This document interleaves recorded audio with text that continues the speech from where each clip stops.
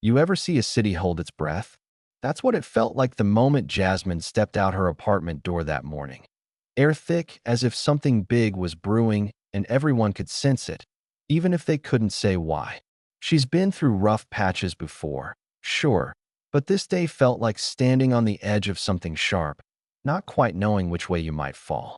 Jasmine, sharp, resilient, black woman, proud of every bit of her story, moved with that quiet confidence only the weathered ever really own.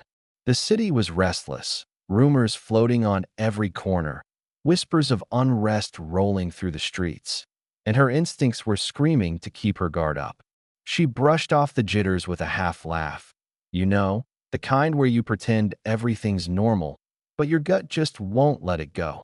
She was crossing a main intersection, halfway lost in her thoughts, when a nondescript police sedan eased up beside her.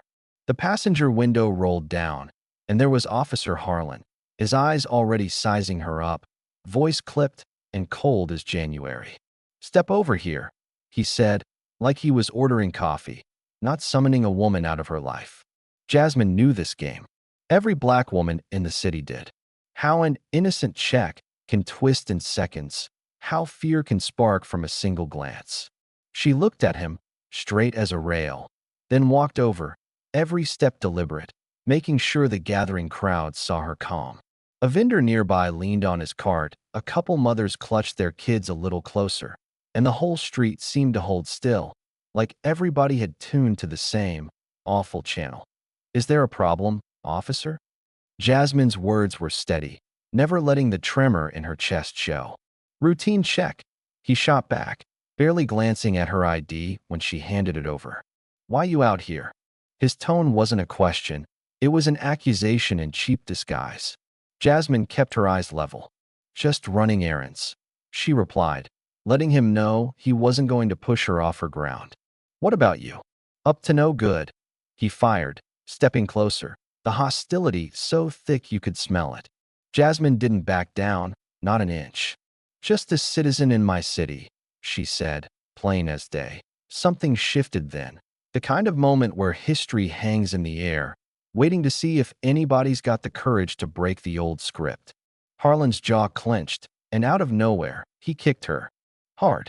The sound cracked through the crowd, and you could almost feel time stop.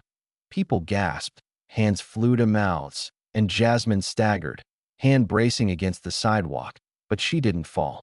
She caught herself, met his eyes, and in that instant, something passed between them. Not forgiveness, not fear, just the raw truth that the line had been crossed, and there was no going back.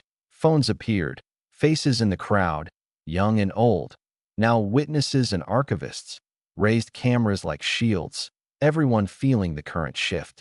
A little girl stared, wide-eyed, at her mom, who just shook her head, sadness and anger tangled together.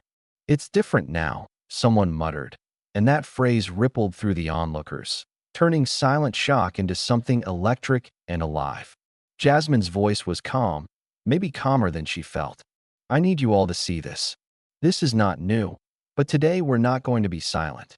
Officer Harlan backed away, stumbling on his own authority, suddenly aware that the power had shifted from his badge to the crowd's lens as the crowd grew.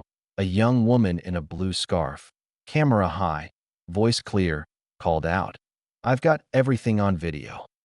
It was like lighting a fuse.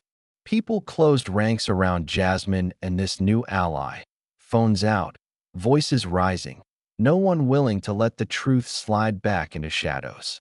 Then, from the back, a deep, gravelly voice cut through, "We stand together." The crowd responded, subtle at first, then strong, moving as one, a human shield between Jasmine and the officer now sweating in his cruiser. Twist comes when Marcus, a teenager with more fight than fear, wove through the crowd, live streaming, looping in a broader audience, his feed exploding, chat rooms flooding with outrage and support. That digital wave pushed the real one. Sirens blared, backup arrived, blue and red lights painting the faces of those who refused to disperse. This time, the new officers held back, watching the solidarity, maybe realizing the old playbook wouldn't cut it here. Captain Reynolds showed up, a seasoned cop with tired eyes but an edge of integrity. He stepped out, surveyed the crowd, and instead of barking orders, approached with caution. "Ma'am," he said to Jasmine, "a lot's happened. Can we talk?" Jasmine nodded, but didn't move. The crowd held steady. Trust needed to be earned now. "We're listening," Reynolds said, and Jasmine used her moment. Not just for herself, but for every name lost in silence before her. "This isn't just about me," she said, her voice rippling through the onlookers. "This is about justice for all of us, for every story that's been buried." The crowd's reaction was instant. Cheers, nods, some folks crying openly. The blue-scarfed woman handed over her footage, and Reynolds promised, on record, on video, to investigate fully. For the first time, hope didn't feel naive. The next day spun fast. Jasmine's stand went viral. News feeds, talk shows, community centers. Everyone was talking, sharing, arguing. Daniel, a quiet activist and new friend, reached out, connecting Jasmine to local leaders, even arranging a seat at the city council. Jasmine, now a reluctant symbol, took the mic in chambers lined with tension and expectation. She told the story, her story, Marcus's story, the city's story. Reform isn't just a word to pacify outrage. It's a lifeline. Let's throw it out and pull each other in. Even the hardest council faces softened. But the deeper twist? Daniel uncovered something big. Turns out Officer Harlan wasn't just a bad apple. He was linked to a tangled web of powerful figures, politicians, community board members, even fellow officers, who'd quietly kept the status quo humming. The trial that followed didn't just put Harlan on the stand. It dragged those hidden alliances into the light. The courtroom was packed, every seat a story, every face a stake. Harlan cracked under questioning, naming names, exposing pressure from above. You could hear a pin drop. Some gasped, others nodded. They already knew. It wasn't just about one kick, but the weight of a system designed to keep folks like Jasmine on their knees. Jasmine, sitting in that courtroom, was flooded with memory. Her childhood, her family, every hard-earned lesson. She called her friend Nina for strength, and together, they prepared for what would come next. More rallies, deeper investigations, a reckoning not just with the law, but with the city's very soul. As Jasmine and her allies exposed more, even a once-respected alderman was revealed as complicit. Marcus stepped up, his voice and footage reaching kids in other cities. Nina rallied local journalists. Daniel built new coalitions.